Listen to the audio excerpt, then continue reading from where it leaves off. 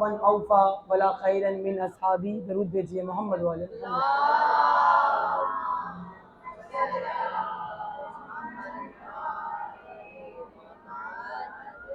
عشرہ مجالس جاری ہے اور اس سلسلے کی آج 7ویں مجلس ہے، اور امام حسین علیہ السلام کے کلام نورانی، فرمان نورانی جو انہوں نے شب عاشور اپنے اصحاب کے سامنے ان کی وفا دے،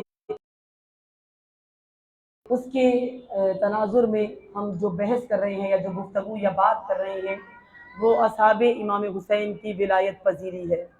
آپ کے سامنے ابھی ان 6 دنوں میں ولایت پذیری، اصحاب، ان کے معنی بیان ہوئے ہیں کہ ولایت کس کو کہا جاتا ہے، یا جس کو فقط آپ نے زبان سے جاری کرنا ہے، جس کو فقط آپ نے اذانوں میں سن کے خوش ہو جانا ہے، اس کو آپ نے اقامت۔ یہ زبان پر اس وقت تھی کہ جب پہلے عمل میں آتی۔ جب رسول خدا نے اسلام کا پیغام پہنچایا تو یہ پیغام پہنچاتے ہی سب سے پہلے کیا کہا تھا کہ کہو لا الہ۔ تو کیا فقط یہ کلمہ پڑھوانے کے بعد رسول نے کچھ عمل نہیں کرایا تھا دین کا؟ یعنی اگر کلمہ پڑھا تھا تو عمل بھی تو تھا نا، وہ عمل سے بھی مسلمان تھے، خالی زبان سے نہیں تھا کہ زبان سے لا الہ الا اللہ کہہ کے وہ خانہ خدا میں گئی اور بتوں کی پرستش شروع کر دی، زبان سے محمد الرسول اللہ کہا اور پھر اپنے اجداد کے دین پر باقی رہے، ایسا نہیں ہوا۔ جب آپ زبان سے کوئی کلمہ جاری کر لیں جو رسول بیان فرما رہے ہیں، اس کے بعد آپ اس کلمے پر قائم رہیں گے عملی طور پر بھی۔ اور خدا نے دین کو ولایت مزاج بنایا ہے، یعنی دین ولائی ہے، ولایت مزاج رکھتا ہے۔ جیسے آپ کے سامنے 2 دن سے بیان ہوا، ولایت مزاج کیسا ہے کہ انسان اگر ولایت امیر المومنین یا معصومین اور خدا، کیونکہ سب سے پہلی ولایت خدا کی ہے، اگر اس ولایت سے نکل بھی جاتا ہے تو اس ولایت سے نکلنے کے بعد بھی ولایت ہی میں رہتا ہے، لیکن فرق کتنا ہوتا ہے، وہ اللہ کی ائمہ کی ولایت سے نکل کے شیطان کی ولایت میں چلا جاتا ہے۔ یعنی مزاج جو فطرت بنائی ہے خدا نے انسان کی، وہ ولائی ہے، وہ کسی نہ کسی کے تحت رہتا ہے۔ اگر اس کو اور آسان کر دوں کہ ہم میں سے ایک بہت بڑا طبقہ ہم علماء کو نہیں مانتے، مجتہدین کو اکثر لوگ نہیں مانتے، تو وہ جو کسی مجتہد کی تقلید نہیں کرتا وہ کسی نہ کسی جاہل کی تقلید ضرور کرتا ہے، یعنی کسی اور کی کر لیتا ہے۔ اگر وہ کہے کہ فلاں نے منع کیا ہے کہ فلاں کی تقلید نہ کرو، تو جس نے منع کیا ہے آپ اس کی تقلید میں ہیں، یعنی جو منع کرنے والا ہے اصل میں تقلید یہی ہے۔ اور بچپن سے آپ ایک ہی جملہ سنتے آئے ہیں کہ ماں جو کر رہی ہے وہی سب کچھ بچی کر رہی ہے، اس کی تقلید ہے۔ ماں نے جو کھانا پکانے کا انداز بتایا ویسے ہی بچی پکاتی ہے، یہ ماں کی تقلید ہے۔ ماں نے جو احترام، جو ادب، جو تربیت دی ہے، جو کچھ وہ کر رہی ہے، وہ سب کچھ تقلید ہے اس کی ماں کی، اسی کو تقلید کہتے ہیں۔ اور وہ انسان جو یہ ان چیزوں میں نہیں مانتا یا یہاں نہیں آتا تو وہ کسی نہ کسی کی تقلید ضرور کرتا ہے۔ بالکل ایسے ہی ہے، ابتدا یہ ولایت سے ہوئی، یعنی اگر ولایت میں نہیں ہو، ولایت معصومین میں نہیں ہو تو کسی نہ کسی کی ولایت میں ہو، اور اگر معصوم کی ولایت سے نکل جاؤ گے تو ولایت شیطان باقی رہ جائے گی۔ ہم نے جو ولایت کا مفہوم اب تک جانا، میرا خیال ہے کہ کچھ نہ کچھ آپ کی سمجھ میں ضرور آیا ہوگا کہ ولایت عمل چاہتی ہے، ولایت عمل مانگتی ہے، اور ولایت کلمہ عمل ہے۔ فقط زبان کی حد تک ولایت باقی نہیں ہے، بلکہ کلمہ ایسا ہے کہ جو عمل طلب کرتا ہے۔ رسول خدا کے بعد سے لے کر یعنی امام عصر کے، امام زمانہ علیہ السلام کے ظہور تک،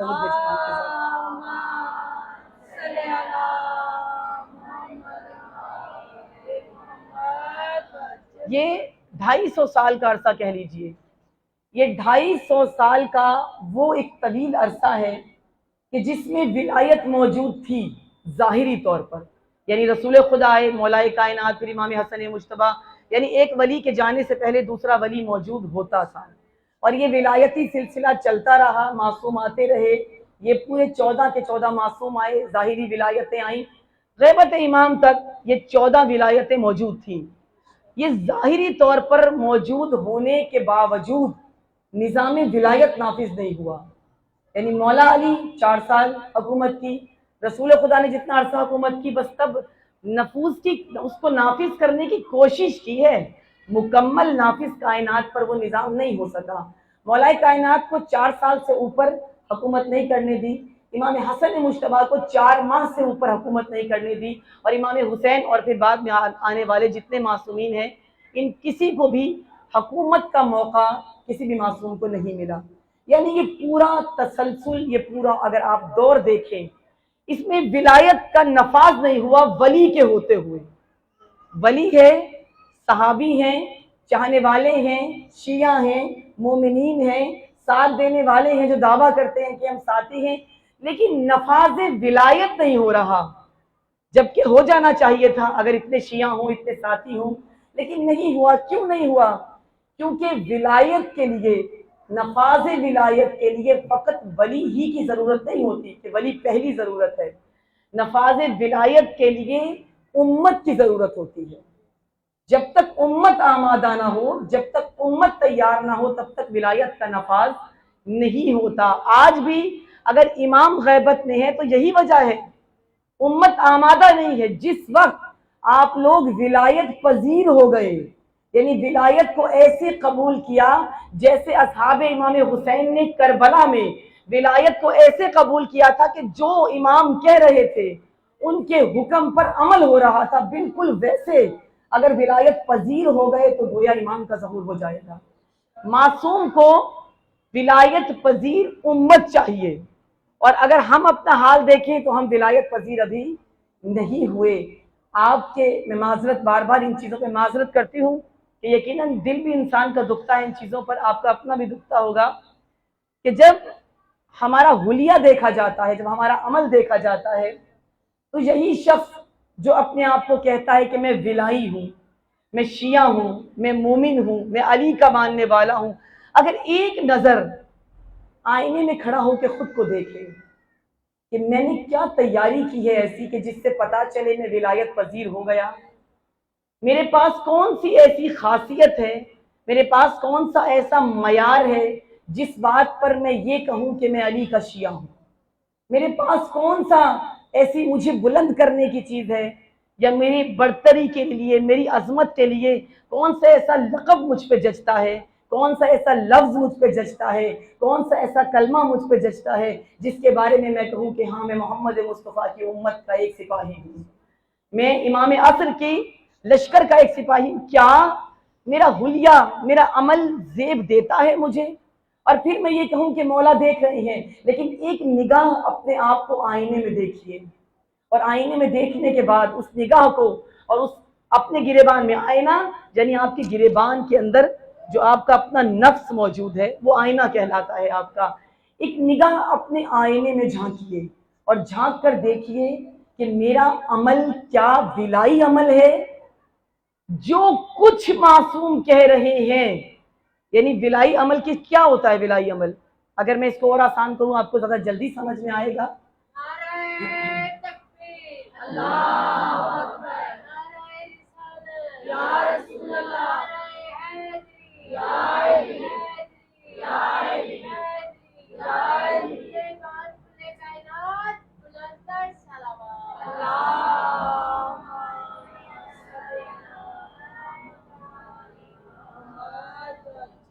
इतना अरसा हो गया आपको इस निज़ाम जमहूरियत में ज़िंदगी गुजारते हुए, क्या आपको अदल की आदत हुई है?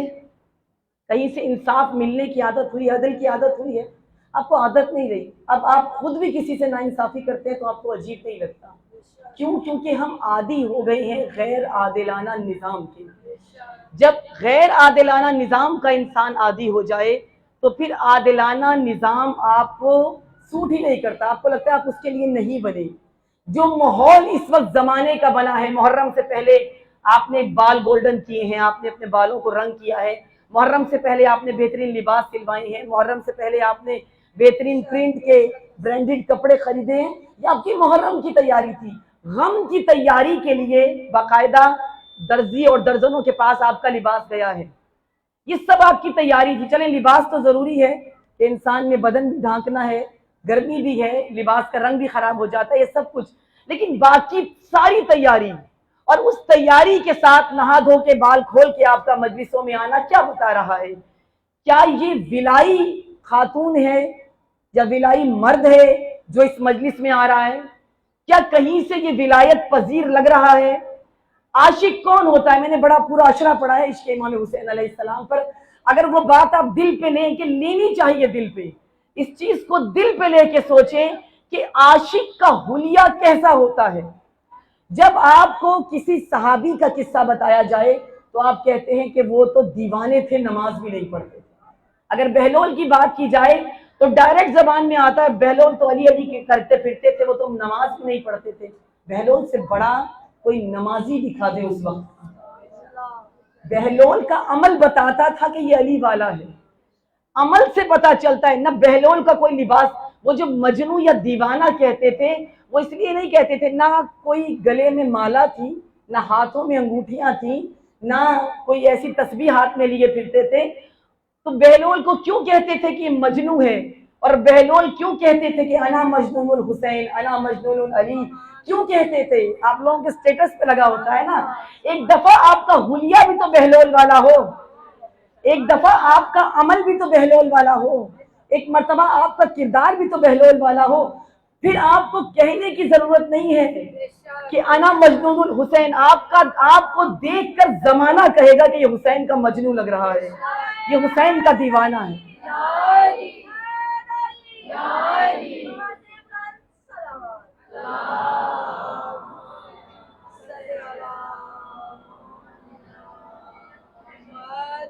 تو یہ آپ کا حلیہ بتاتا ہے کہ آپ کا تعلق کہاں سے ہے، آپ کس سے تعلق رکھتے ہیں، کس سے متمسک ہیں، کس سے جڑے ہوئے ہیں. اور یہ میں بارہا مثال اپنی جوان بچیوں کو ضرور دے چکی ہوں. عموماً دروس میں جس میں بہت مشکل سے کوئی گھر سے باہر نکلتا ہے، لیکن یہاں تعداد زیادہ ہے، تو میں ایک دفعہ ضرور کہنا چاہوں گی کہ آپ لوگ جب کہیں جاتے ہیں کسی جگہ پر، کسی علاقے میں، یا اپنے خاندان سے باہر کہیں نکلتے ہیں، تو اسکول میں، کالجز میں، یونیورسٹیز میں، تو آپ وہاں پر اپنے خاندان کی نمائندگی کرتے ہیں کہ آپ کا تعلق کس خاندان سے ہے، آپ کس شریف خاندان سے تعلق رکھتے ہیں. جب آپ وہ نمائندگی کر رہے ہوتے ہیں تو اس کے لیے آپ کو بتانا نہیں پڑتا کہ میں سادات سے ہوں. آپ نے یہ نہیں بتانا کہ میں فلاں گھرانے سے ہوں، آپ نے یہ نہیں بتانا میں فلاں شریف گھرانے سے ہوں. آپ کا حلیہ آپ کا حسب و نسب کھول کے رکھ دیتا ہے. آپ کا حلیہ بتاتا ہے کہ آپ کا تعلق کس شریف گھرانے سے ہے، کس خاندان سے ہے. تو اسی طرح جب آپ مجالس میں آتے ہیں تو یہاں پر آپ فقط اپنے خاندان کو پیش نہیں کر رہے، بلکہ مجلسوں میں آتے ہوئے آپ حسین ابن علی سے اپنے تعلق کو پیش کر رہے ہیں. ولایت اسی کا نام ہے. ولایت تب تک سمجھ میں نہیں آتی جب تک امامت کی معرفت نہ ہو جائے، ولی کی معرفت نہ ہو جائے.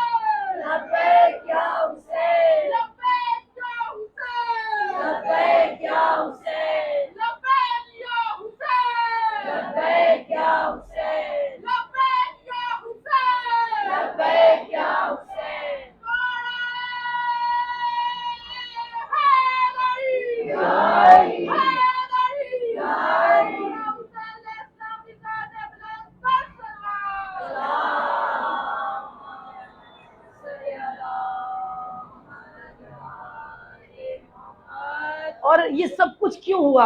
یہ اتنے عظیم گھرانے سے تعلق رکھنے والے ایسے کیوں ہو گئے؟ کیونکہ انہیں شروع سے ولایت بتائی ہی نہیں گئی. دین نے ایسے نہیں کہا. میں پہلے دن سے آپ کے سامنے ولایت پڑھ رہی ہوں. ولایت جو اصل بنیاد ہے، جو اصل اساس ہے، اور کل مثال دی امام مسجد کی، جو امام ہوتا ہے ایک جماعت کا، مثال دی آپ کے سامنے باپ کی، جو ولی ہوتا ہے ایک گھر کا. باپ نے کیا کرنا ہے؟ کیوں اس کو خدا نے ولی بنایا؟ باپ نے ڈکٹیٹر بن کے نہیں دکھانا، باپ نے شدت پسند بن کے نہیں دکھانا، باپ نے سخت ہو کر نہیں دکھانا، باپ نے اپنا روب جما کر نہیں دکھانا. باپ کا یہ کام نہیں ہے. باپ نے اولاد کو اپنی جاگیر نہیں سمجھنا، باپ نے اولاد کو اپنی ملکیت نہیں سمجھنا. باپ کا کام کیا ہے کہ باپ ایسا ولی بن جائے، اتنا بہترین ولی بن جائے کہ جب اولاد مشکل میں ہو تو اس کی مشکلیں، وہ اپنی مشکلیں اپنے ولی کو بتا سکے، وہ اپنی پریشانیاں اپنے ولی سے شیئر کر سکے، وہ اپنے مسائل کو اپنے ولی کو بتا سکے. اور ولی ایسا ہو، سرپرست ایسا ہو کہ آپ کی پریشانیوں کو دور کر سکے، آپ کے مسائل کا حل نکال سکے، وہ ولی ہے۔ اگر بچپن سے اس ولی بھی اپنے فرائض کو انجام دے، اگر بچپن سے آپ کو وہ ولایت سکھائی جاتی اور تمام لوگوں کو گھروں میں باپ وہ ولایت سکھاتا تو ائمہ معصومین زندانوں میں قید نہ ہوتے، میدان کربلا میں کوئی امام تنہا شہید نہ کر دیا جاتا، اتنا عرصہ نظر بند معصومین کو نہ رکھا جاتا، امام رضا کے ساتھ جو جبری ہوا وہ نہ ہوتا، امام علی النقی کا جو حال کیا گیا یہ سب کچھ نہ ہوتا اگر کیا ہوتا، اگر ولایت سمجھا دی جاتی کہ ولایت کس کو کہتے ہیں۔ اس قدر شیعہ ہوتے ہوئے، اس قدر مومن ہوتے ہوئے لوگ ولایت سے دور تھے، کیونکہ ولایت آپ سے کیا مانگتی ہے، کیوں دوری ہے؟ ایک تو یہ کہ بچپن سے سکھایا نہیں جاتا، بچپن سے بتایا نہیں جاتا، اور دوسرا یہ ولایت عمل مانگتی ہے، اور جو بھی چیز آپ سے عمل مانگتی ہے آپ اس سے نفرت کرتے ہیں، جو بھی ہے۔ عالم سے کیوں دوری ہے؟ عالم عمل مانگتا ہے۔ مجتہدین سے کیوں دوری ہے؟ مجتہد عمل کراتے ہیں، جو عمل کرائے تو اس کو چھوڑ کے کہو کہ ہم ان کو تسلیم ہی نہیں کرتے، ہم تو اس کو مانیں گے، ہم تو مرضی کرتے ہیں، ہم تو خود پڑھ لیں گے، ہمیں خود نظر آ جائے گا، ہم خود دیکھ لیں گے، معصومین سے خود پوچھ لیں گے۔ وہ معصوم جو خود بتا رہا ہے ہم اس کی بھی نہیں سنتے، ہم کہاں اس معصوم کی سنتے ہیں؟ ہم تو عدل کے عادی ہی نہیں ہیں، ہم اس نظام کے عادی نہیں ہیں جس نظام کی طرف ہمیں جانا ہے۔ کیوں؟ کیونکہ حدیث رسول یہ کئی مرتبہ آپ نے سنی ہوئی ہے، باقی معصومین نے بھی کہا، اور رسول نے خود فرمایا کہ جب میرا 12واں آئے گا، جب وہ ظہور کرے گا تو زمین کو عدل سے بھر دے گا جیسے کہ وہ ظلم و فساد سے بھری ہوئی تھی۔ یعنی امام زمانہ علیہ السلام جب ظہور کریں گے تو زمین عدل سے بھر دیں گے۔ اب عدل کا معنی کیا ہے؟ کیسے عدل سے؟ یعنی یہی نا انصافی جو ہو رہی ہے یہ ختم ہو جائے گی اور پھر عدل ہوگا؟ نہیں، عدل یہ کہ جو چیز جہاں جچتی ہے اس کو اس کے مقام پر وہاں رکھا جائے۔ آپ شیعہ ہونے کی حیثیت سے جہاں جچتے ہیں آپ کو وہاں ہونا چاہیے، آپ جس مقام پہ جچتے ہیں وہاں ہونا چاہیے، جو دلیر جس مقام پہ ہونا چاہیے وہاں ہو، جو شجاع جس میدان میں اترنا چاہیے وہاں ہو۔ یعنی جو چیز جہاں جچتی ہے اس جگہ اپنے مقام پر موجود ہو، اس کو کہا جاتا ہے عدل۔ اور امام آ کے عدل سے بھر دیں گے، یعنی ناانصافی ختم ہو جائے گی، ظلم ختم ہو جائے گا، جور ختم ہو جائے گا۔ اب آپ انتظار کرتے رہے کہ کب ظلم اتنا بڑھ جائے، اتنا بڑھ جائے کہ خدا امام کا ظہور کرے، اور امام یہ کہہ رہا ہے کہ کب تمہاری ولایت اتنی بڑھ جائے، تمہاری سوچ اتنی بڑھ جائے، تمہاری فکر اتنی بڑھ جائے، تمہاری روح مجھ سے ایسی متصل ہو جائے، تمہارا وجود مجھ سے ایسے متصل ہو جائے کہ تم سب، اگر تم سب میں سے، تم کروڑوں میں سے 72 بھی ولایت پذیر ہو جاؤ تو ظہور کر دو۔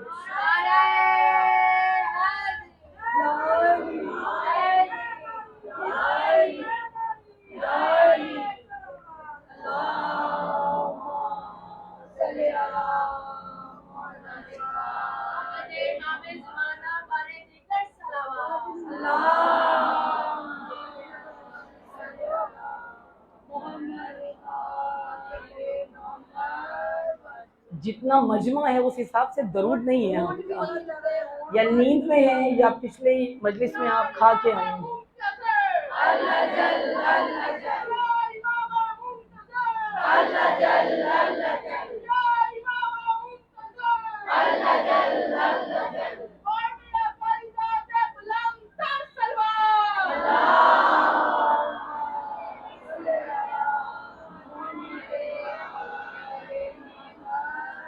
ایک چیز ذہن میں رہے کہ ولی جو چاہتا ہے آپ سے، اگر آپ اس کی اقتدا میں آ گئے، جب انسان، یا زیادہ سمجھ آ رہی ہے یا بالکل سمجھ نہیں آ رہی، جب انسان ولی کی اقتدا میں آ جاتا ہے تو اس کے بعد کہا جاتا ہے، یہ روایتیں موجود ہیں کہ انسان دائم الصلاۃ ہو جاتا ہے۔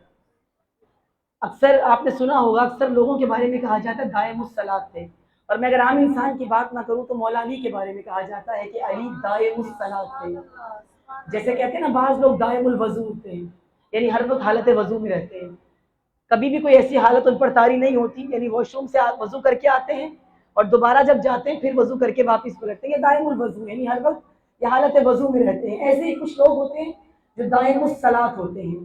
اب آپ یہی سوچ رہے ہوں گے کہ دائم الصلاۃ تو بہت مشکل ہے. ایک وقت ہے ہم کھانا بھی کھاتے ہیں, ہم پانی بھی پیتے ہیں, اب ہم مجلس میں بھی بیٹھے ہیں, ہم گھر میں اور باقی امور انجام دیتے ہیں, خواتین کھانا بناتی ہیں, مرد اپنی جاب پہ جاتے ہیں, اپنے کاروبار میں جاتے ہیں, اپنی دکان پہ بیٹھتے ہیں, عورتیں غیبتیں کرتی ہیں, برائیاں کرتی ہیں, ٹیلی فون پہ لگتی ہیں, میسیجز کرتی ہیں, اتنے امور ہیں. اور اتنے امور میں دائم الصلاۃ کیسے ہو سکتا ہے انسان؟ لیکن یہی حدیث ہے کہ جو بھی ولی کی اقتدا میں ہوتا ہے وہ دائم الصلاۃ ہوتا ہے. اب ولی کی اقتدا میں کون ہوتا ہے جو دائم الصلاۃ ہو, جس کو دائم الصلاۃ کہا جاتا ہے, اور اطاعت ولی میں بھی ہو, یعنی جو کچھ اس کا ولی کہہ رہا ہے اگر وہ اس پر عمل کر رہا ہے تو یہ ضروری نہیں ہے کہ وہ وضو کرے اور مصلی پر کھڑا ہو جائے, بلکہ اقتداء علی ابن ابی طالب میں جو آ جائے, اقتدا نہ محبت. میں نے محبت کی بات نہیں کی, خدایا ولایت کو فقط محبت پہ نہ ختم کر دے ورنہ میری اتنے دن کی محنت ضائع ہو جائے گی. نہ محبت, جو بھی علی ابن ابی طالب کی اقتدا میں آ جائے وہ اٹھے تو نماز ہے, وہ بیٹھے تو نماز ہے, وہ مجلس میں آئے تو نماز ہے, وہ گھر میں سو جائے تو نماز ہے, وہ کھانا پکائے تو نماز ہے, وہ نماز میں ہو تو نماز ہے, وہ رکوع کرے تو نماز ہے, وہ سجدہ کرے تو نماز ہے, وہ گفتگو کرے تو نماز ہے. اس کا ہر عمل اگر قرآن کھول کر قرآن پڑھتا ہے تو وہ بھی دائم الصلاۃ ہی کہلائے گا.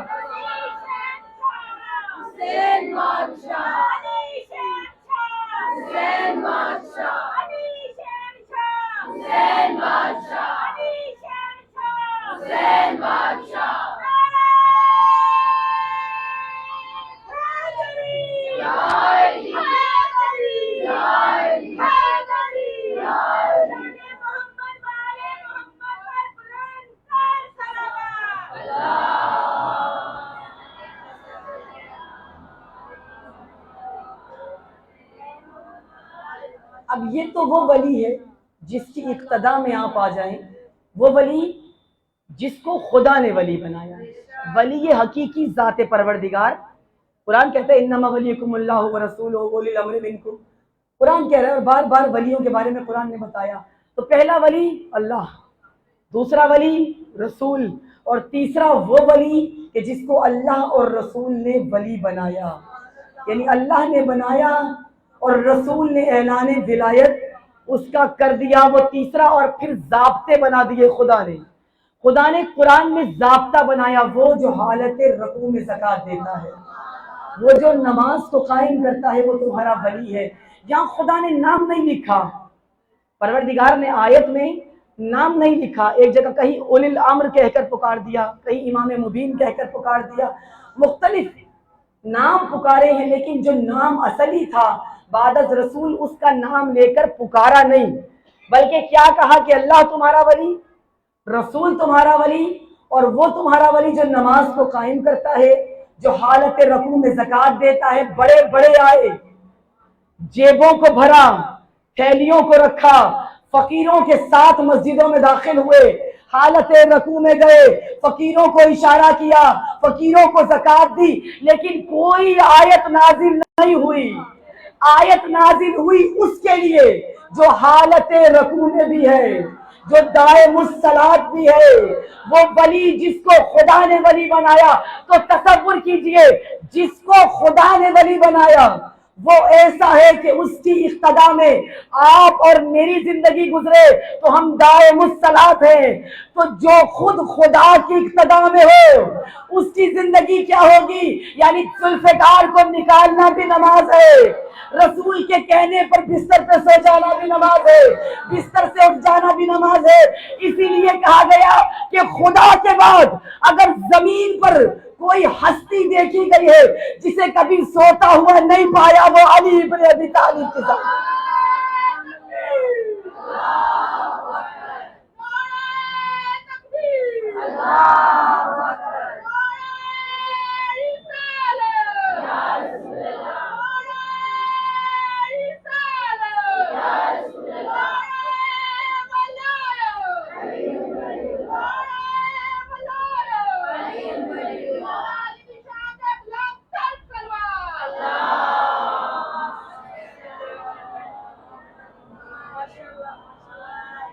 اقتدا جو حقیقی اقتدا ہے. خدا نے ضابطہ دیا ہے، ضابطہ کہ یہ ہوگا جو ولی ہوگا، یہ ضابطے بتا دیے، اور اس کے زیر سرپرستی تم نے اپنی زندگی کو گزارنا ہے.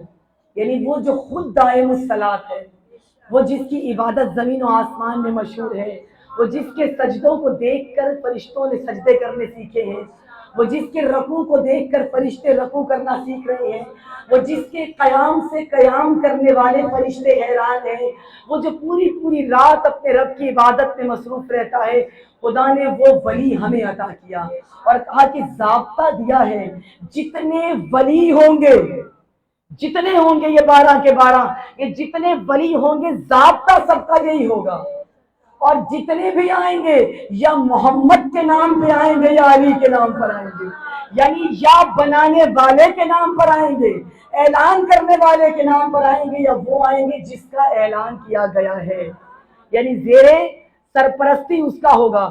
اب جو بھی آئے، ایک چیز یاد رکھیے گا کہ ولایت میں کوئی زبردستی داخل نہیں ہو سکتا. کل بیان ہوئی تھی حدیث کہ پروردگار عالم نے کہا ہے ولایت علی ابن ابی طالب حصنی، علی کی ولایت میرا قلعہ ہے، جو اس قلعے میں آ گیا اسے امان مل گئی، وہ امن میں آ گیا. تو قلعے میں آیا جا سکتا لیکن جبری نہیں ہے، یعنی مولا تلوار کے ذریعے سے کسی کو قلعے میں نہیں لائے. جو بھی آیا ہے محبت سے آیا ہے، جو بھی آیا ہے ولا سے آیا ہے، جو بھی آیا ہے عشق سے آیا ہے. اور اس قلعے میں آنے کے لیے جو چیز سب سے زیادہ ضروری ہے وہ ہے عمیق معرفت، سب سے عمیق معرفت. آپ اور ہم سب سمجھ رہے ہیں کہ ہم سب کے سب اس قلعہ ولایت میں ہیں، نہ ہم سب نہیں ہیں. ظاہراً لگ رہا ہے کہ ہم سب قلعہ ولایت میں ہیں لیکن نہیں ہے. اگر آپ شیطان سے محفوظ نہیں ہیں اور ابھی بھی آپ کہیں نہ کہیں شیطان آپ پہ حملہ کرتا ہے تو گویا ابھی قلعے میں داخل نہیں ہوئے، کیونکہ یہ تو وہ جائے امان ہے جہاں پر جبرن لایا نہیں جاتا، شیطان داخل نہیں ہو سکتا. ایسا امن کا مقام کہ جہاں اقتدا میں رہنے والے داخل ہو جاتے ہیں، جہاں اقتدا میں رہنے والے داخل، جن کی پوری زندگی بتا رہی ہے کہ یہ کیا ہے. یعنی ولایت میں کوئی جبری نہیں آ سکتا. میں نے بار بار کہا ولایت میں، اس مقام ولایت پر توجہ ہے، اس مقام ولایت پر کوئی جبری داخل نہیں ہو سکتا. یہ خدا ہے جس نے بتایا ہے کہ بہت سی بہترین خواتین ہوں گی جو باہر کھڑی ہوں گی اور کہیں گی کہ ہمیں تحت قصہ آنے دیا جائے، لیکن رسول کہیں گے نہیں، تحت قصہ ہر کوئی نہیں آ سکتا، چادر کے نیچے ہر کوئی نہیں آ سکتا. اسے اور آسان کر دوں، جیسے چادر کے نیچے ہر کوئی نہیں آ سکتا، ایسے آیے تطہیر بھی ہر کسی پر نازل نہیں ہو سکتی. آیت تطہیر بھی ہر کسی کے لیے نہیں ہے. یعنی ولایت سب کے لیے نہیں ہے، ولایت ان کے لیے ہے جن کا کردار اس قابل ہو کہ اللہ کے ولی بن جائے. اور خدا جب اپنے دین کو بچانے کے لیے میدان کربلا میں بھی آواز دے تو مدینہ اور مکہ کو اور حج کو چھوڑ کر میدان کربلا میں بھی پہنچ جائے، اسے ولی کہا جاتا ہے.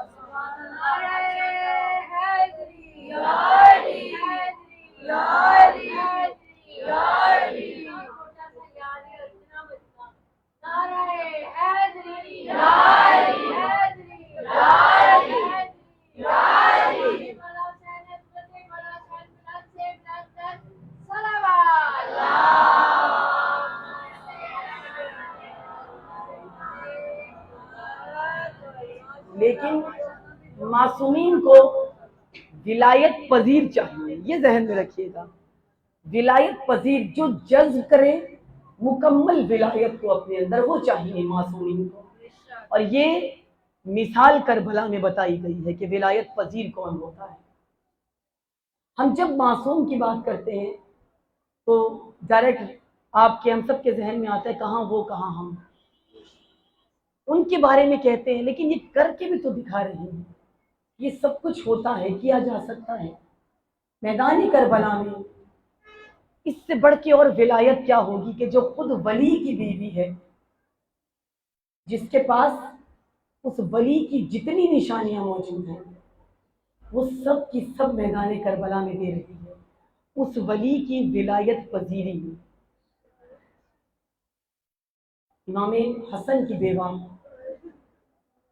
جناب قاسم نہیں ہے فقط میدان کربلا میں، جناب قاسم 13 سال کے ہیں، ایک عبداللہ ہیں، عبداللہ ابن قاسم جن کی عمر 10 سال ہے، اور جوان بھائی ہیں، 2 اور ہیں، حسن مثنیٰ میدان کربلا میں موجود ہیں جو زخمی ہوئے تھے اور جن سے امام حسن کی اولاد چلی ہے۔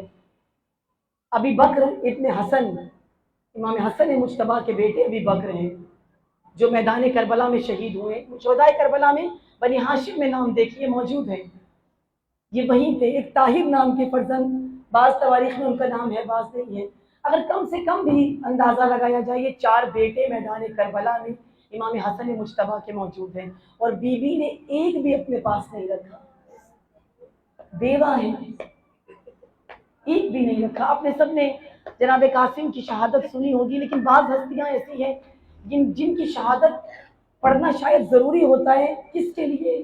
ہماری جوان نسل کے لیے۔